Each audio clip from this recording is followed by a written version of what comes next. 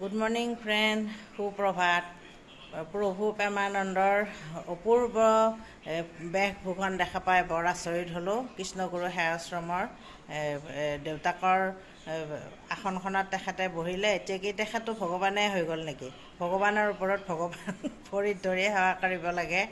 আৰু তেওঁলোকৰ মনত ইমান ইচ্ছা মডাৰ্ণ হ'বৰ কাৰণে, লং পেণ্ট পিন্ধিবৰ কাৰণে, চুট পিন্ধিবৰ কাৰণে ঘৈণীয়েকৰ ইমান ইচ্ছা। প্ৰেমানন্দৰ মিছেছৰ পৰিয়ালৰ তেখেতৰো লং পেণ্ট আৰু এইবিলাক কাটা লগা ড্ৰেছ পিন্ধিব ইমান ইচ্ছা, টুপি পিন্ধিব ইমান ইচ্ছা।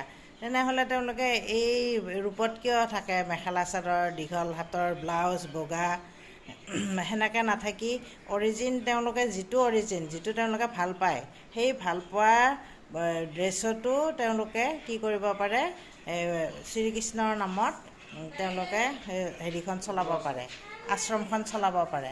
পৰিচালনা কৰিবৰ কাৰণে তেওঁলোকৰ যদি ড্ৰেছ পিন্ধাৰ প্ৰব্লেম আছে, তেওঁলোকে বেলেগক সেই স্থানত বহাব লাগে। ফাইনেন্সটো চাব লাগে, ফাইনেন্সিয়েল একাউণ্টছবিলাক তেওঁলোকে চায়। বাকী বেলেগক ধৰক গীতা ভাগৱতখন পঢ়িবৰ কাৰণে দিলে। এইবিলাক আজি সমালোচনা নহ'ল, মোৰে বহুত আচৰিত পালোঁ। আৰু এই ধুতিৰ পৰা যায় যে লং পেণ্ট আৰু একদম চশমা, বাৰু চবে পিন্ধে, ধুতি পিন্ধিও চশমা পিন্ধিব পাৰে বাৰু, গগলছ পিন্ধাৰ একো অপৰাধ নাই। আমিও পিন্ধোঁ, আমি চুৰিদাৰ পিন্ধি আছোঁ, কুৰ্তা পিন্ধি আছোঁ। আমিও মন্দিৰত গ'লে মেখেলা চাদৰ পিন্ধোঁ, নাম ধৰিলে মেখেলা চাদৰ পিন্ধোঁ। এনেকুৱা বেশভূষা হ'ব লাগে।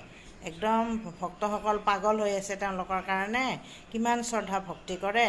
আৰু তেওঁলোকে যদি যায় সেইবিলাক দেখায় গোটেই পৃথিৱীখনত, তেওঁলোকে কৃষ্ণগুৰু আশ্ৰমখনৰ বিষয়ে তেওঁলোকে নিজৰ ড্ৰেছটো ৰিপ্ৰেজেণ্টহে কৰিব লাগিছিলে বিদেশত গৈ, পেৰিছতে যাওক বা লণ্ডনতে যাওক বা আমেৰিকাতে যাওক। এইটো বৰ ভুল কাম কৰিলে তেওঁলোকে। এইটো কোনো জ্ঞানী মানুহে এইটো বস্তু সহজত ল'ব নোৱাৰে। আজিলৈ আহিছোঁ, ধন্যবাদ।